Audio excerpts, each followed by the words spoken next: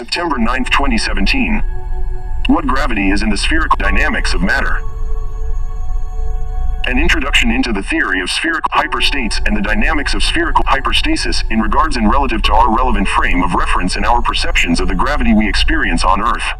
Author, Daniel Arthur Ritter. These following items are the three rules everyone must know before going any further.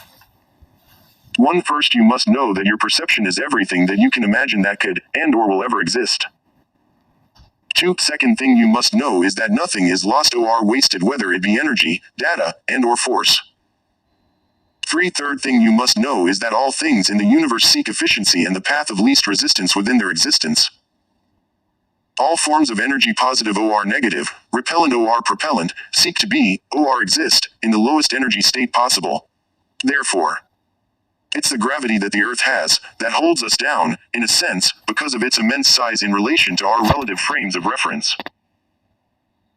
The mass of matter of the Earth and its atmosphere come from a culmination of a type of photon that exists in wave form, that are not a quanta of light, so much as they are those photons in wave form that are the force carriers of the electromagnetic spectrum. These force-carrying photons are the quantum vibrations, frequencies, and or frictions that exist that cause all of creation. These are the forces necessary to interact and culminate with light photons, electrons, and all other subparticles to become the various structures that literally tune themselves into matter. As matter becomes so large as a planet, like Earth, and its mass reaches a certain amount, this massive amount of matter and all of the force-carrying photons being emitted and received by the planet and all of its inhabitants, creates a certain momentum. In other words, it gains a certain energy as the sheer amount of force photons culminates. Such energy compounds into a weak propellant force that we experience and call gravity. So it's the immense amounts of force-carrying photon waves that are the product of an immense form of matter, whose sheer size and mass, in relation to our relative frames of reference, is that which dictates the planet's momentum, creating the specific pulling force we experience here on Earth known as gravity.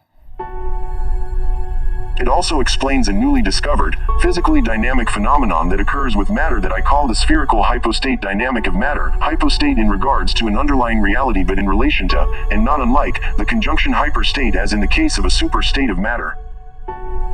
It's where matter forms into bodies of immense mass, such as stars or suns, planets, and moons, and it occurs as matter reaches a certain amount of momentum. This dynamic is the physical phenomenon that seems to naturally form matter into the shape of a sphere within space and time. Again, this is all dependent on the culminated amount of matter measured as its total gross mass. Where matter of such size and mass creates a spherical hypostate.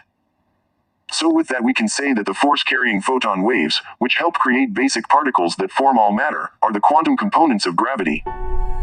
The dynamics of spherical hypostasis.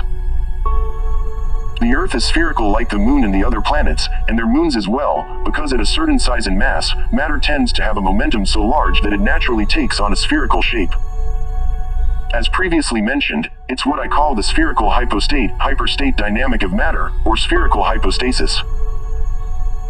Basically, matter as we experience it in our physically relevant frame of reference, exists only in the clearly different physical states we know of, such as solids, liquids, gases, and plasmas.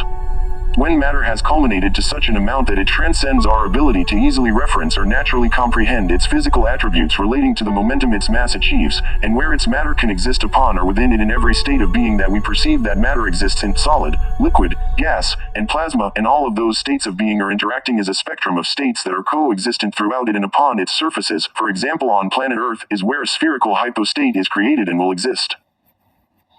As a whole, and according to the laws of physics, each state of being that matter can take on is constantly striving to achieve its lowest energy state with respect to its environment. So a sphere, naturally, is the lowest energy state and most efficient shape that something of such size, mass, and momentum can exist as. In turn, the sheer momentum in force that matter in spherical hypostasis creates, is known as gravity. The gravity of an object of any mass of matter that exists in a spherical hypostasis is what dictates its momentum, and the concept of time, and how we experience the unfolding of it on this planet. Well, as you can imagine, Earth's momentum is far greater than ours. This is simply the reason we require momentum, or energy, to leave its grasp, whether we're just walking or jumping, driving or rocketing off of it completely. It's also the reason we don't feel the Earth spinning on its axis or hurtling through space.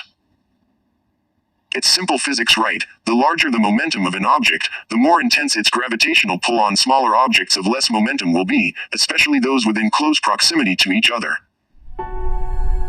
In conclusion, planetary gravity is considered to be a fairly weak force, but it's actually our frames of reference upon such a mass of matter, the momentum created by it, and the spherical hypostate that keep us in a quasi-stationary state of rest on its surface. Basically, we have less momentum than Earth itself, meaning we have less energy, and because of that, and according to the laws I stated previously, we are in the lowest energy form possible to exist as ourselves, and therefore is why we seem to all be, in a way, at rest upon the surface of the Earth. I can go on and it all seems to fit until you get to the next state of matter that creates and governs the physical laws in black holes, that we can call the omega state, where physical properties change the laws of gravity, as we experience them, to take on a whole new unknown frame of reference outside of our consciousness. One that is similar to the anomalistic and uncanny uncertainties that we experience in the quantum planes of existence. Daniel Arthur Ritter.